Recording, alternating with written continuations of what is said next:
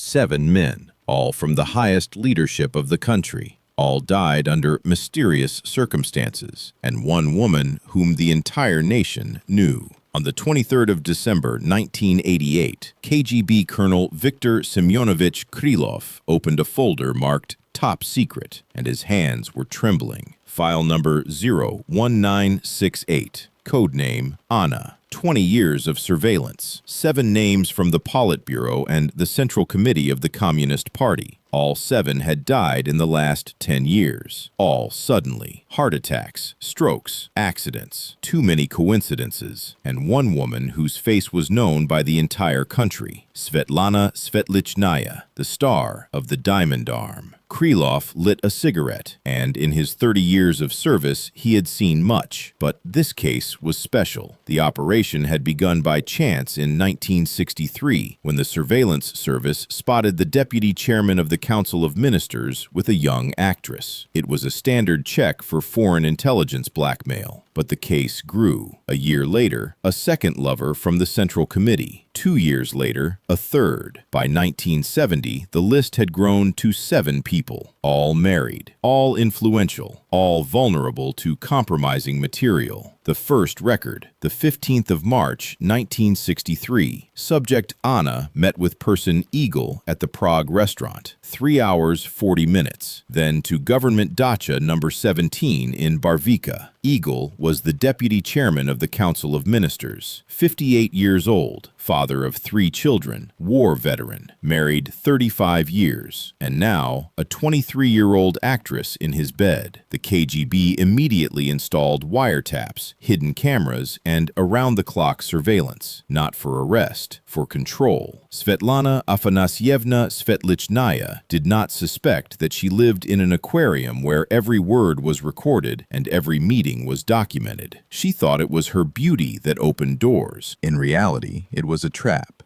that the KGB had set for the party elite. She was bait, living compromising material, an instrument of control over those who made decisions about the fates of millions. Krylov looked at the photograph of Svetlana in the role of Anna from The Diamond Arm, filmed in 1968 when the entire country fell in love with this woman, and the KGB knew that behind the smile hid a secret capable of destroying the reputation of 7 of the most influential people in the USSR. By that time, the file contained 370 pages, 120 hours of recorded conversations on tape, and 283 photographs, enough to destroy anyone.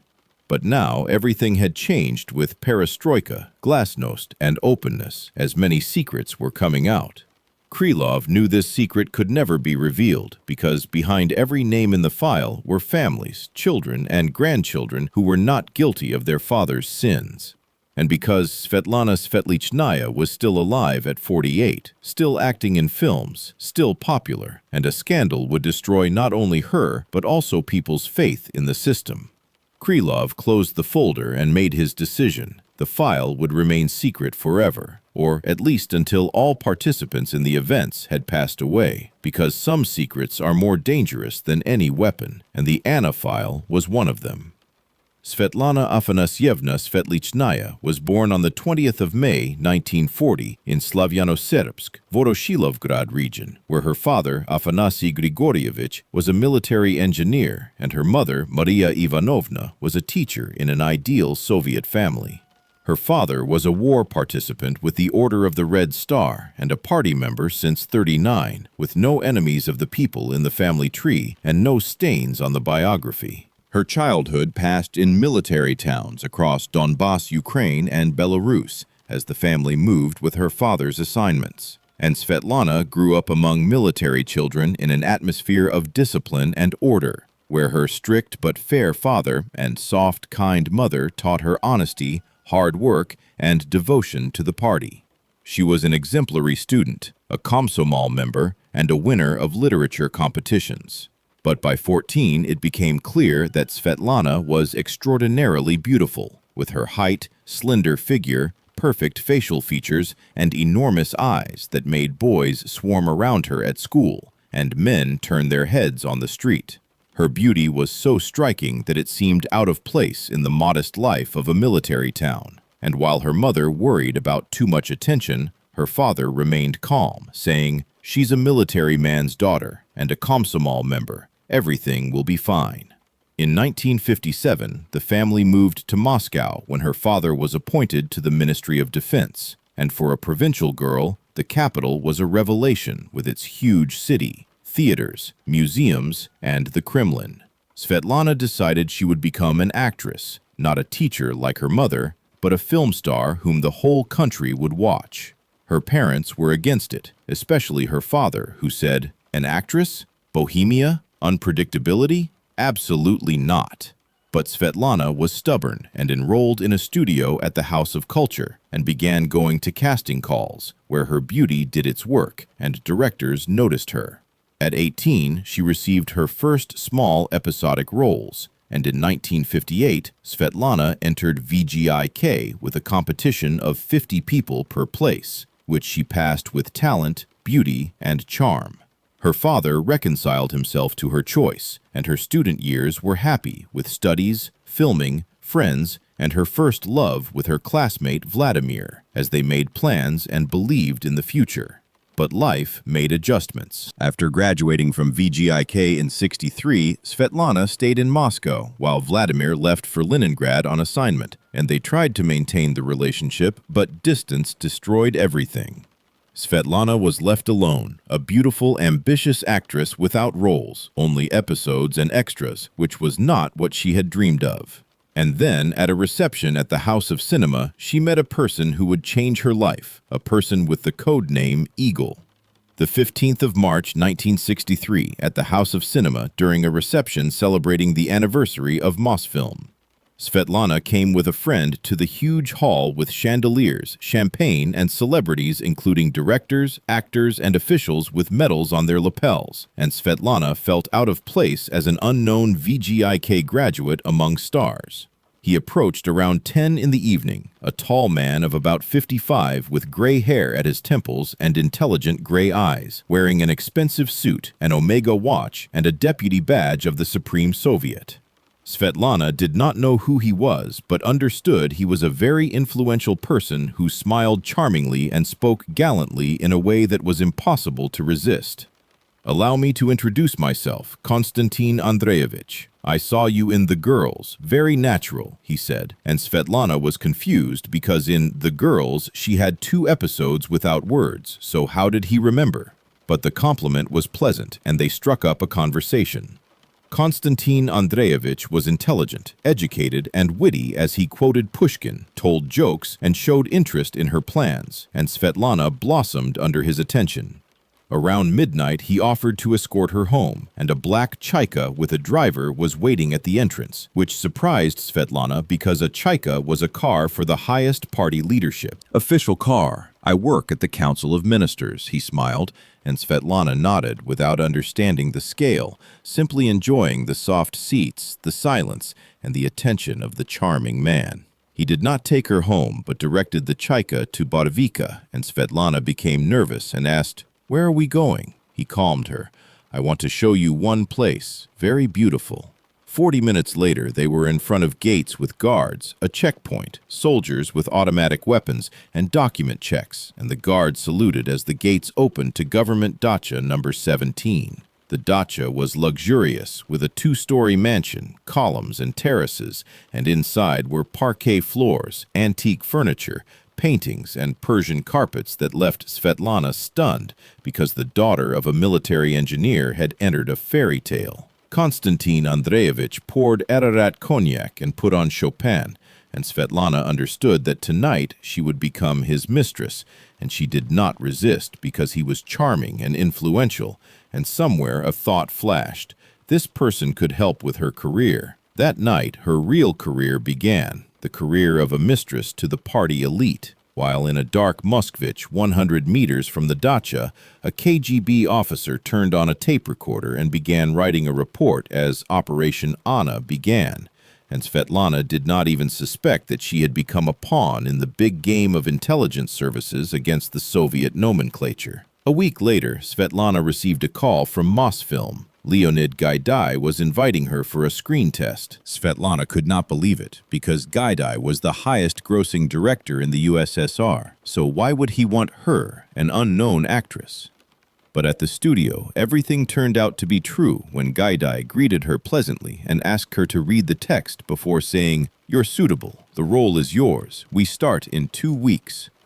The film was Operation Y and Other Adventures of Shurik, with the role of Lida, small but noticeable, and Svetlana was overjoyed because finally she had a real role with a real director. She called everyone to share the joy, and no one asked how she managed it, because in the USSR you did not ask unnecessary questions, and everyone understood that if you got a role with Gaidai, there were reasons.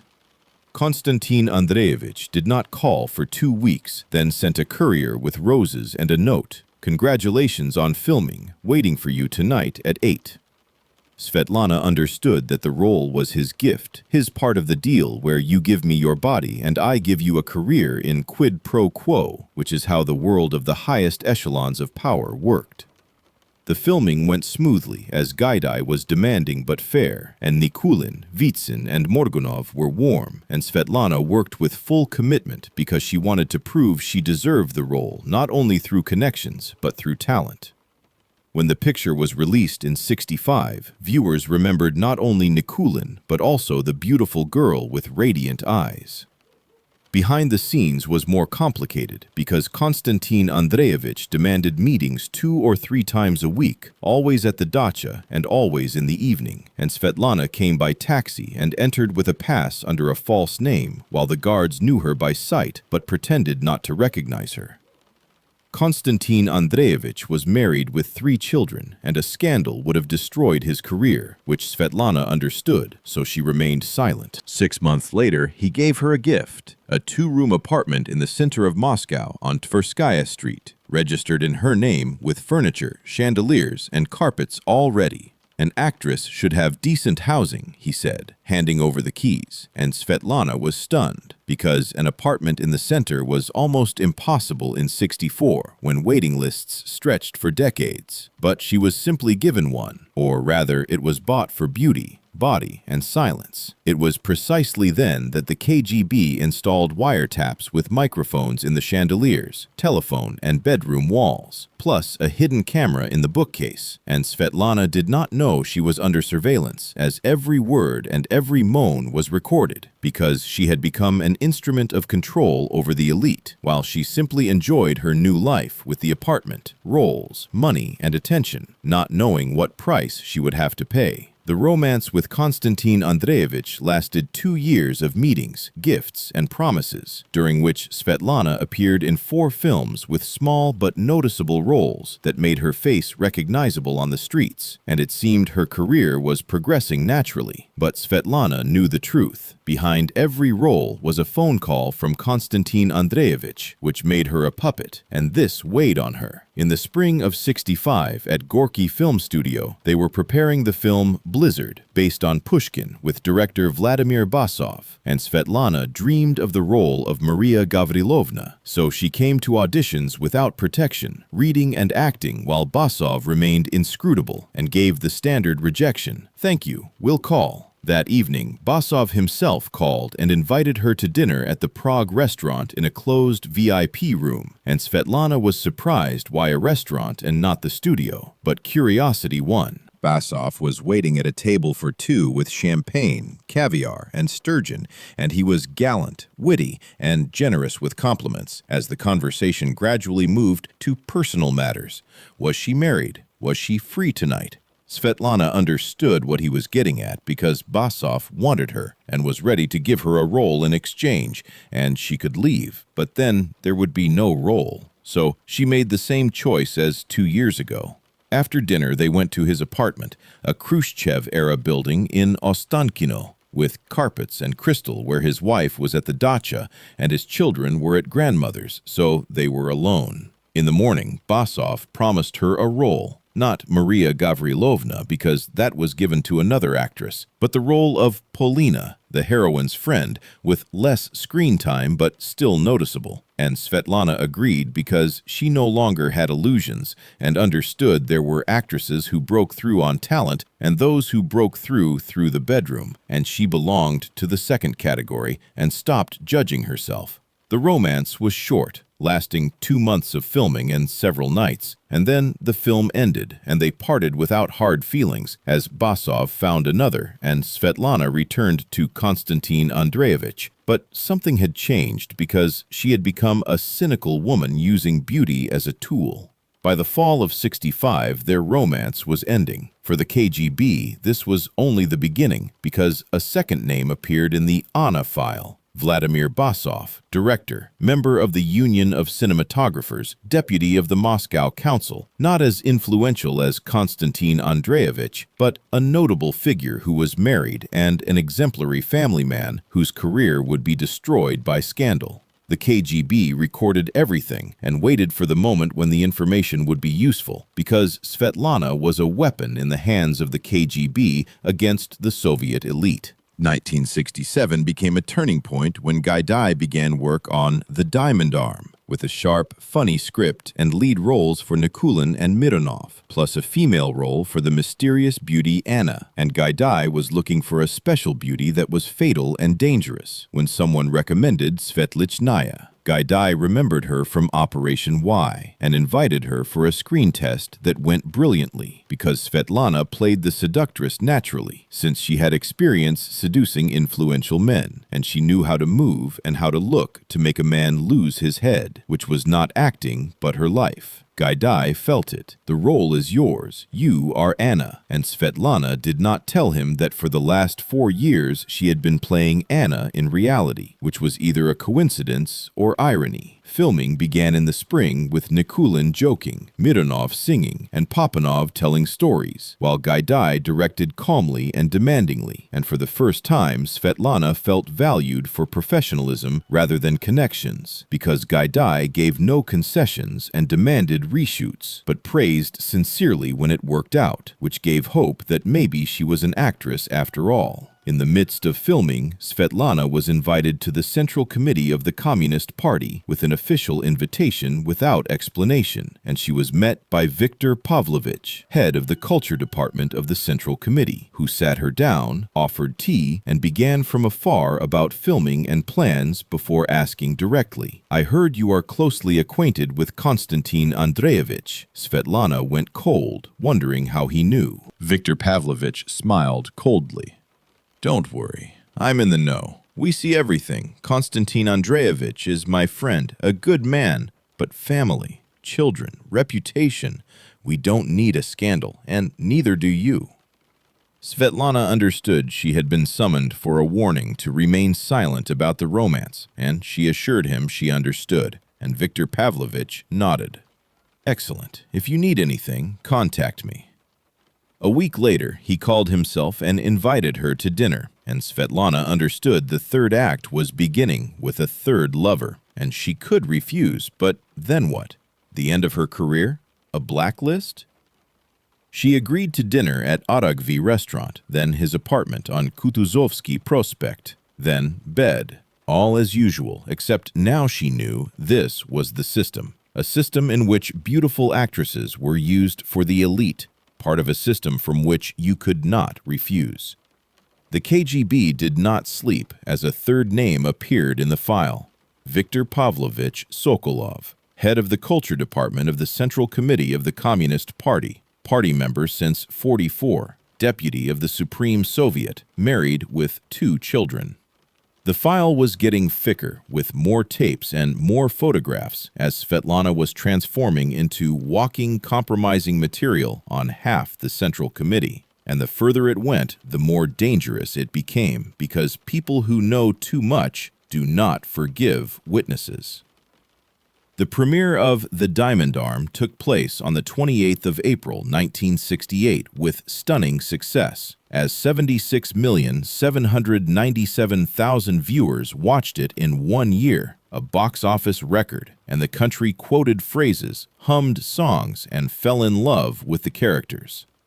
Svetlana woke up famous, with people recognizing her on the street, writing letters and asking for interviews, while directors invited her for roles, and she became a star, a real nationally beloved one. But with fame came problems because there was too much attention and too many questions about her personal life, as journalists were interested whether she was married or had a boyfriend, and Svetlana answered evasively. But journalists dug deeper, and someone let slip that she had been seen with an important official, while someone hinted about an apartment she could not have obtained herself, and rumors began. Quiet, but they began. The KGB became worried because there was too much attention on Anna with a great risk of exposure. So, after a meeting and decision, they concluded she needed a husband, an official and reliable one to deflect suspicion and create cover. Svetlana was summoned to the Moscow hotel, where the conversation was conducted by Colonel Krylov, who introduced himself as being from the Ministry of Culture, but Svetlana understood it was the KGB. Krylov was polite but firm. "Svetlana Afanasyevna, you are a celebrity, wonderful, but fame requires caution because there could be gossip, not good kind." Svetlana was silent, and Krylov continued, "You need a husband, good, reliable, we can help." Svetlana went cold at the thought of being forced to marry, but Krylov reassured her, "We'll just introduce you, the rest is your choice." A month later, they introduced her to Vladimir Ivashov, an actor and star of Ballad of a Soldier, a handsome man of the same age who was talented, with a good background and completely controlled by the KGB. Ivashov knew the marriage was calculated and fictitious for cover, and he agreed because he had his own skeletons in the closet, and they married in November '68 modestly at the registry office, while the press wrote about the wedding of stars, and the rumors subsided. The marriage was a fiction because they lived in different apartments and met in public for photographs with no intimacy or family life, just two actors playing a happy couple for the public. Press and cover for Svetlana's romances, while Ivashov remained silent and received roles for his silence. Svetlana understood this was the price of fame, and she paid without objection because the alternative was more terrible. Oblivion. Camps if he talked. In 1 year of marriage, she appeared in 7 films, a record for a Soviet actress, and directors wanted to work with her not just because of talent, but because they knew she had the support of the Central Committee, and one phone call would grant any whim. Svetlana understood her power and used it, but the power was an illusion because the real power belonged to those who held her on a short leash, the KGB and the officials who owned her body and soul. The 70s brought 3 new lovers in 1 year, and the first was Georgy Mikhailovich, secretary of the Moscow Committee of the Communist Party for Culture, 52 years old, gray-haired, powerful, with cold eyes, who saw Svetlana at a reception and decided, "I want." And for such people, "I want" meant "I will get." A week later, they met at a dacha in Peredelkino, and Svetlana did not resist because she was used to it, as this was work, dirty but well-paid work.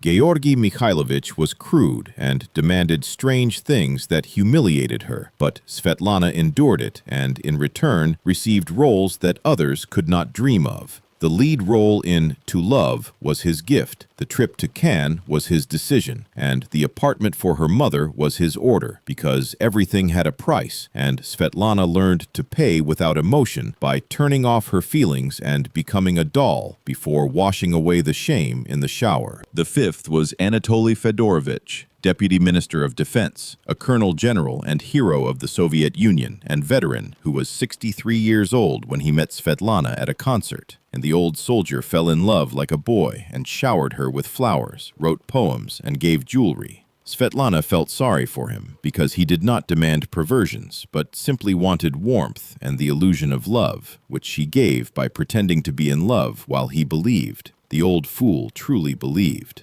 Anatoly Fedorovich gave her a Volga, a black, shiny one, because in 1970 a personal car was a luxury for very few, and Svetlana accepted it, learned to drive, and drove it while catching admiring glances because the car was a symbol of success, and no one knew the price or how many nights with the general, how much humiliation and pretense, because people saw the result, not the path, and they envied her.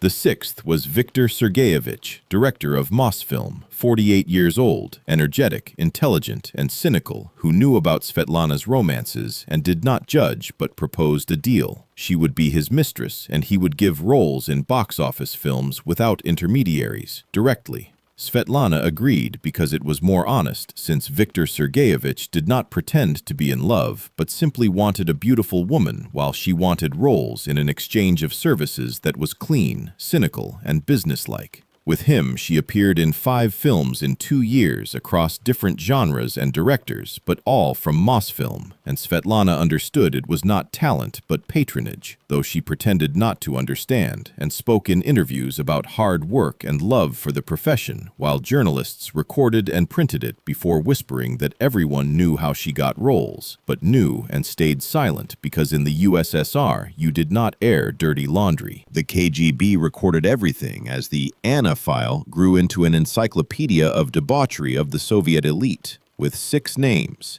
6 influential men whose careers could collapse, and the KGB held them on a hook along with Svetlana, who was an instrument, bait, living compromising material, and the further it went, the more dangerous it became because people who are blackmailed tend to eliminate witnesses, physically eliminate them. The 7th and last was Igor Alexandrovich, a member of the Politburo of the Central Committee of the Communist Party, one of the 20 most influential people in the USSR, who made decisions about the fates of millions. 59 years old, married 35 years with 5 children and 12 grandchildren, and an exemplary communist, ascetic, and workaholic according to the newspapers, but in reality he was weak before beauty and greedy for young bodies. They met in 1972 at a closed screening of 17 Moments of Spring in the Kremlin, where Svetlana was invited as a popular actress, and Igor Alexandrovich sat in the first row, and after the screening at the reception, he approached her and talked about cinema and talent before inviting her to walk in the Kremlin garden. Svetlana understood what was happening, but refusing a member of the Politburo was unthinkable, so she went and reached the top of the pyramid where only the general secretary was higher. Igor Alexandrovich was demanding and secretive, with meetings once a month, no more, and the strictest conspiracy required that meetings not take place at dachas where there were wiretaps, but in KGB special apartments for secret leadership meetings, and Svetlana was brought with her eyes blindfolded in a closed car, so she did not know the address or district, but simply found herself in a luxurious apartment where he was tender, attentive, and generous, but cold. Emotionally absolutely cold, and he used her like a thing, an expensive, beautiful thing, but a thing. The gifts corresponded. Diamond earrings from India after a visit, a mink coat with the best fur, and a voucher to Barvika for a month for the highest echelon of nomenclature, which Svetlana accepted silently, without surprise or feeling, because she had turned into an expensive courtesan under Soviet power, where instead of merchants, there were party bosses, and instead of a brothel, there was the whole country.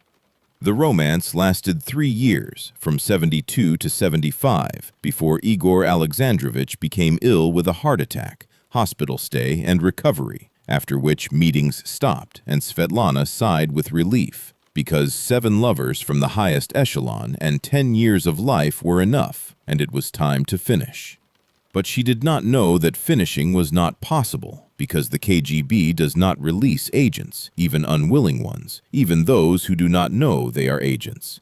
In 1976, Svetlana was summoned to Lubyanka, officially by summons, and she came trembling before being led to Krylov, the one who had been maintaining the file for 12 years, and Krylov was cold. Svetlana Afanasyevna, are you aware of close relationships with high-ranking persons? She nodded, and Krylov continued. These relationships have been recorded with audio, photos, and witnesses, and you understand this is serious compromising material? Svetlana went cold because they had been recording her and photographing her all these years, and Krylov smirked. Don't worry, the materials are in a safe place and will stay there if you cooperate. Cooperate with the KGB? A trap where they would use her as an agent and force her to obtain information, relay conversations, and spy, and she tried to object, but Krylov stopped her. You have no choice, either cooperation or everything becomes public knowledge. So think about your career, reputation, and parents. Svetlana surrendered, signed a non-disclosure agreement, and became a KGB informant. The 70s ended in collapse, with fewer roles as young actresses took her place, and directors did not call while patrons from the Central Committee retired or died. Konstantin Andreyevich had a heart attack in 77. Georgy Mikhailovich retired in 78. Anatoly Fyodorovich died in 79. And Igor Alexandrovich withdrew from affairs after a second heart attack, leaving Svetlana alone without patrons, roles, or prospects, while only the KGB did not forget. They forced her to travel to international festivals officially as a representative of Soviet cinema, but unofficially as an agent of influence, with the task of getting acquainted with Western directors, actors, and producers to charm, seduce, and extract information about who was pro-Soviet, who was anti-Soviet, and who could be recruited, which Svetlana performed mechanically by smiling, flirting, sleeping with the right people, and reporting to her curator as she turned into an unwilling spy.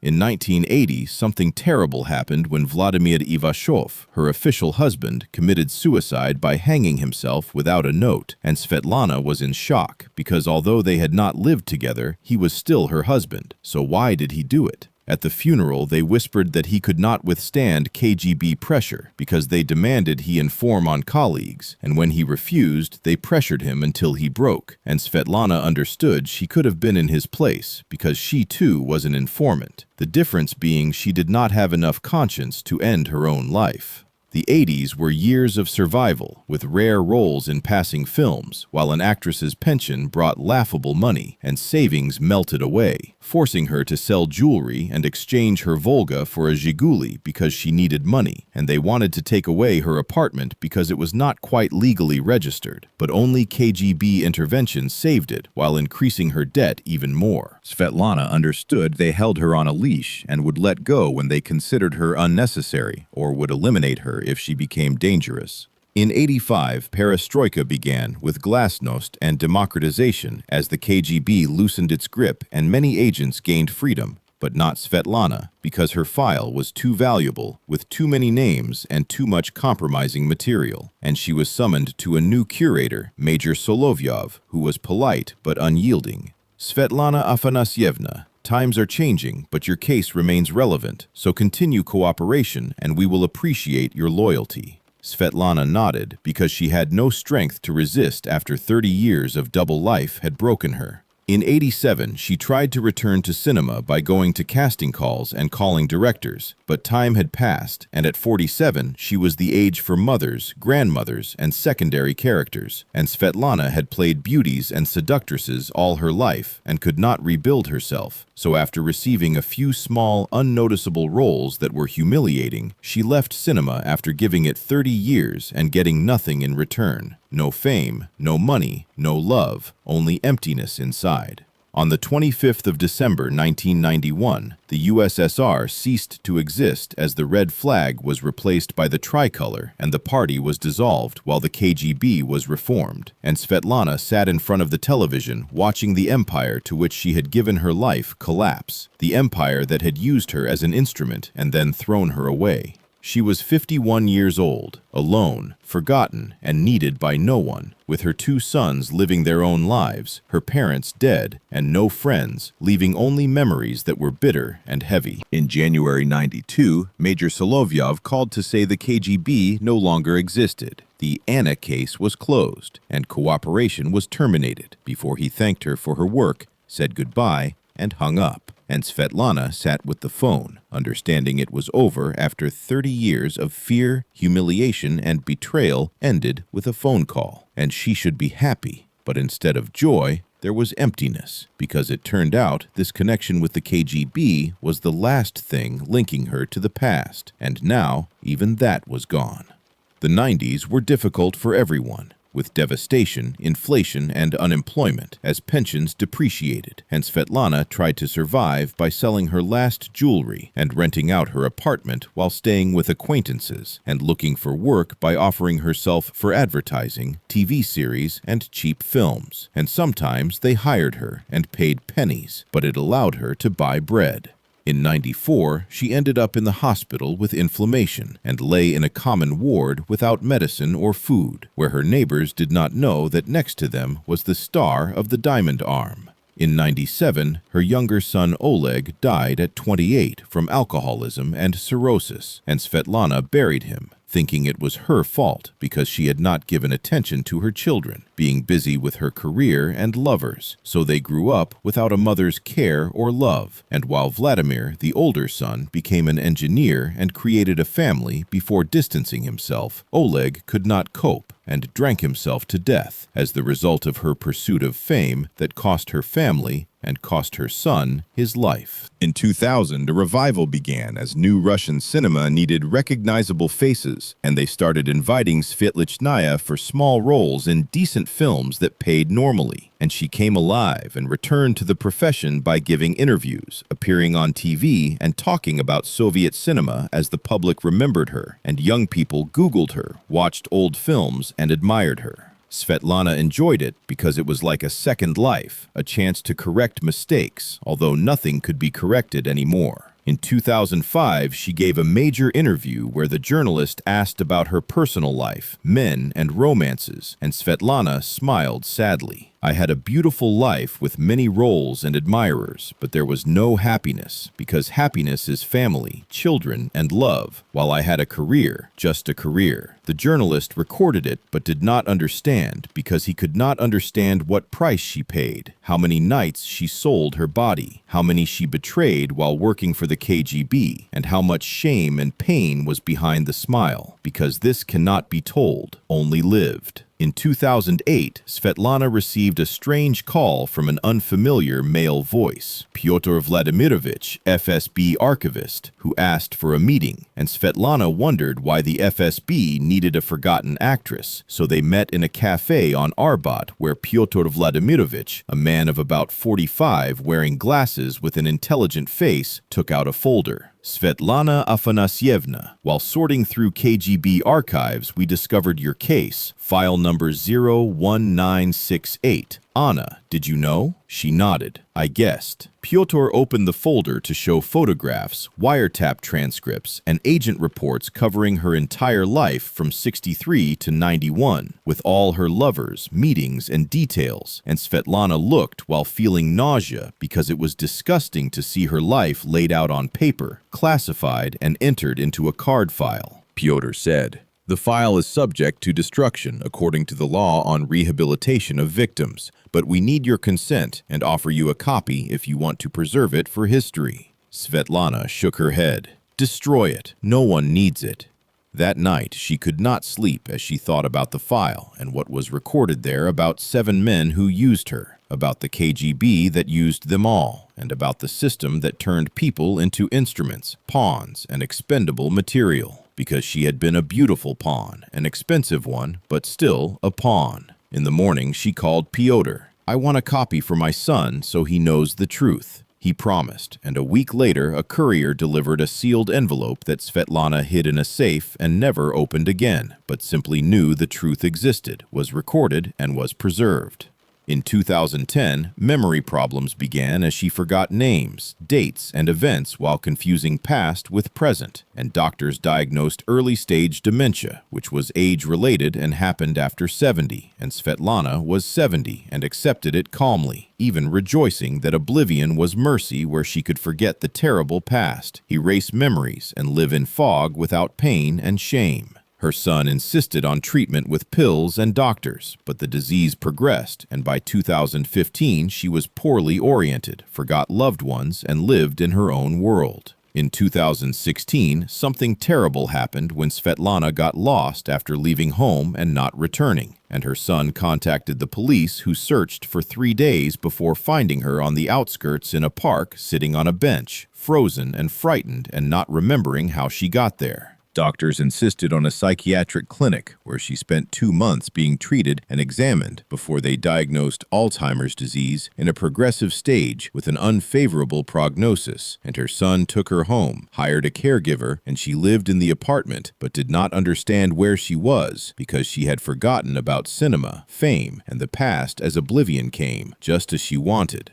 In 2020, the world was gripped by a pandemic, and Svetlana, an 80-year-old woman with a bouquet of diseases, was in the risk zone, so her son limited visits while the caregiver wore a mask and gloves, and Svetlana did not understand what was happening, but lived in her own world, where sometimes she thought she was a young actress again, and called non-existent people and talked to dead lovers, which was scary and pitiful, as the star of Soviet cinema turned into a helpless old woman who did not even remember her name. In 21, Svetlana was hospitalized again after a fall and hip fracture that required surgery and rehabilitation. But at 81, bones heal poorly, and doctors said she would not be able to walk again and would need a wheelchair for the rest of her life. Her son equipped the apartment with ramps and handrails and hired a 24-hour caregiver, and Svetlana sat in a wheelchair by the window looking at Tverskaya Street without recognizing it because the world had changed and Moscow had become different, huge, noisy, and alien, while she remained in the past in that world where there was the USSR, the KGB, and the party, and 7 lovers who owned her life. Sometimes journalists came asking for interviews, but the caregiver did not let them in because she was sick and did not remember. But one was persistent and made his way through by talking to her son, who allowed a short conversation, and the journalist asked questions about Soviet cinema, while Svetlana answered inappropriately and confused dates, names, and films before suddenly asking, "Do you know about the file?" The journalist did not understand. "What file?" Svetlana smiled. "The KGB kept a file on me for 20 years. Anna, it has everything about the 7. And the journalist wrote it down before asking her son what she meant, and her son said it was the delirium of a sick old woman and to forget it, so he forgot. In 22, they found a tumor in her brain that was malignant and inoperable, and at 82, surgery was pointless, so they offered palliative treatment with painkillers, care, and waiting for the end, which Svetlana accepted calmly because she was not afraid of death, but on the contrary, waited for it as deliverance, because she had lived too long and seen and experienced too much, so it was time to leave. Doctors gave her a year, maximum 2, and Svetlana nodded. "Good, let it be a year, that's enough." The pain started in 23, strong and unbearable, and morphine helped only briefly as Svetlana lay looking at the ceiling and remembering, and strangely her memory returned as the dementia receded, as if her brain before death issued the last memories, and she remembered everything. Konstantin Andreyevich and the dacha in Barvika, Viktor Pavlovich and his cold eyes, Georgy Mikhailovich and the perversions, Anatoly Fyodorovich and naive love, Viktor Sergeyevich and cynicism, Igor Alexandrovich and power, and the 7th, whose name she forgot or did not want to remember. She remembered and cried quietly, without sobbing, as tears simply flowed down wrinkled cheeks while the caregiver wiped them, gave water, and tried to calm her. But it was impossible to calm her, because the pain was not physical, but spiritual. The pain of realizing her whole life was a mistake, where the pursuit of fame led to infamy, wealth to poverty of spirit, and love to loneliness. Because she got everything she wanted and lost everything that mattered: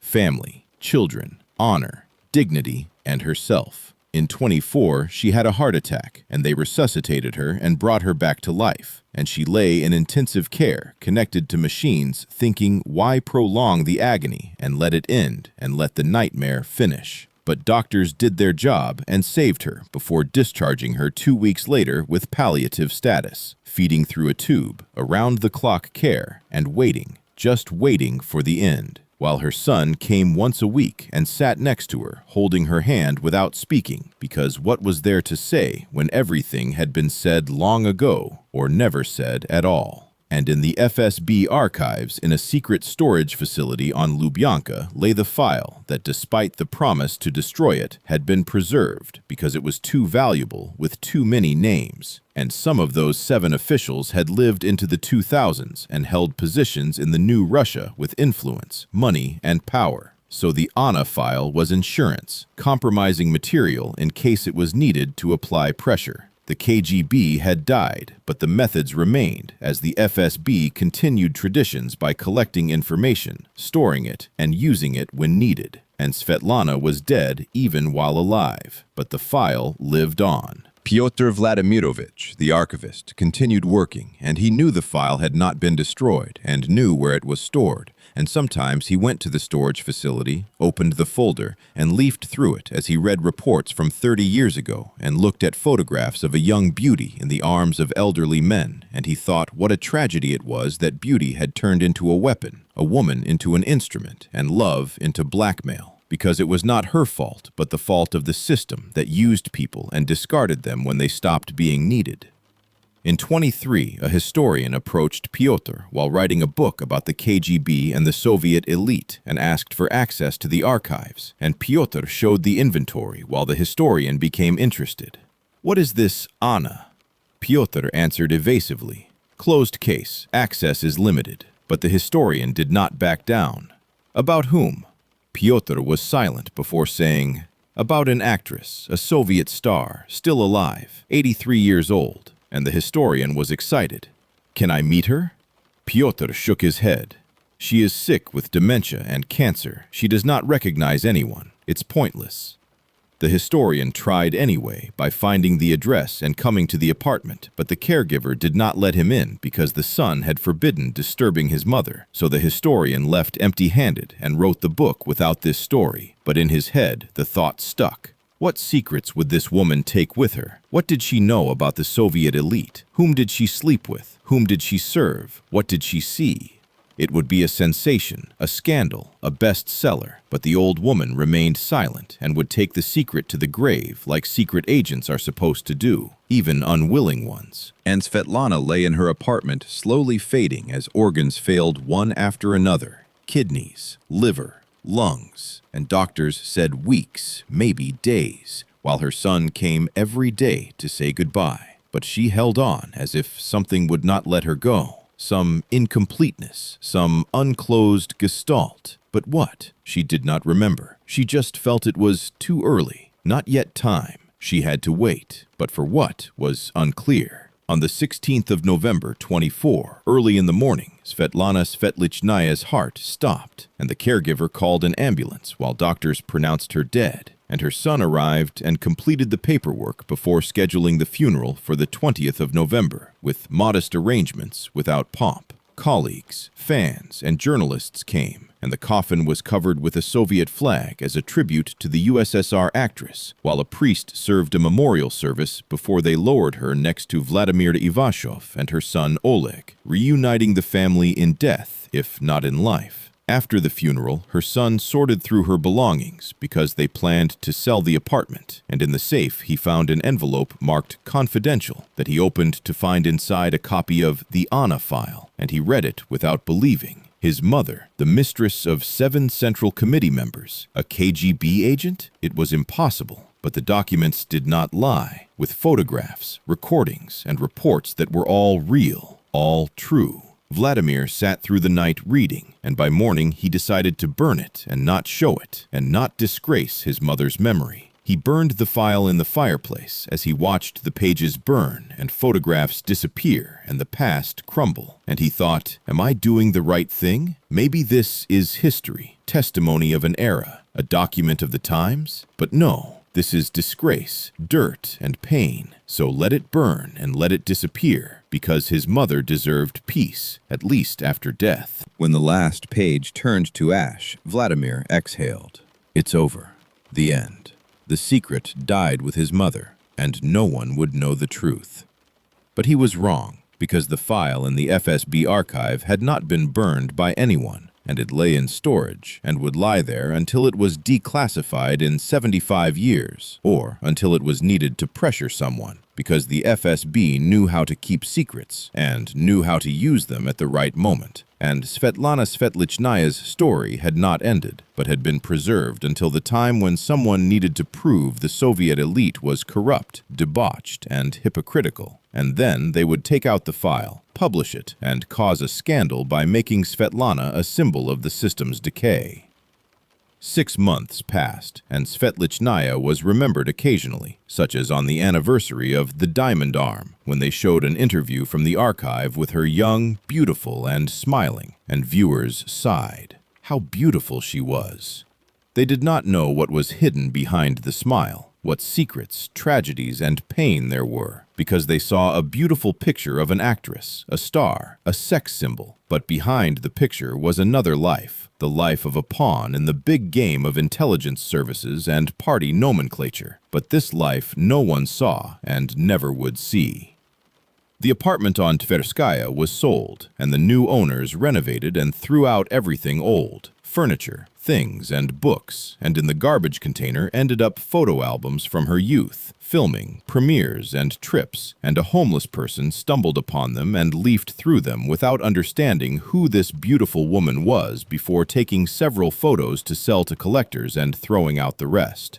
This is how the material memory of Svetlana Svetlichnaya ended in a garbage bin on Tverskaya. But cinema remained with the films where she acted, and the Diamond Arm was shown every year as millions saw her in the role of Anna and admired her beauty and quoted phrases without knowing that the actress's code name in the KGB file was also Anna, which was either a coincidence or grim irony that could never be known because Svetlana was dead, the file was classified, witnesses were dead, and only films remained. Only the image on screen that was beautiful, bright, but false, like her entire life. But what is happening right now with this story that seemed buried forever? Just this year, in 2025, literally in October, the Russian State Archive announced a new wave of declassification of KGB documents related to cultural figures and the artistic intelligentsia of the Soviet period. And among the thousands of files prepared for transfer to researchers is file number 01968, codename Anna, scheduled for publication in the public domain in 2026. This means that in just a few months, anyone will be able to read the full dossier about how one of the most beautiful Soviet actresses became an unwitting pawn in the intelligence services game against the party elite. Archivists who have already begun preparing the materials for publication say the file contains shocking details that will force a re-evaluation of many aspects of Soviet cultural life, because it turns out Svetlichnaya was not alone. In the KGB archives, there are dozens of similar files on actresses, ballerinas, and singers who were used as instruments of influence over party and government officials, and the scale of this system of control through intimate relationships exceeds anything historians had previously suspected. And you know what is most interesting?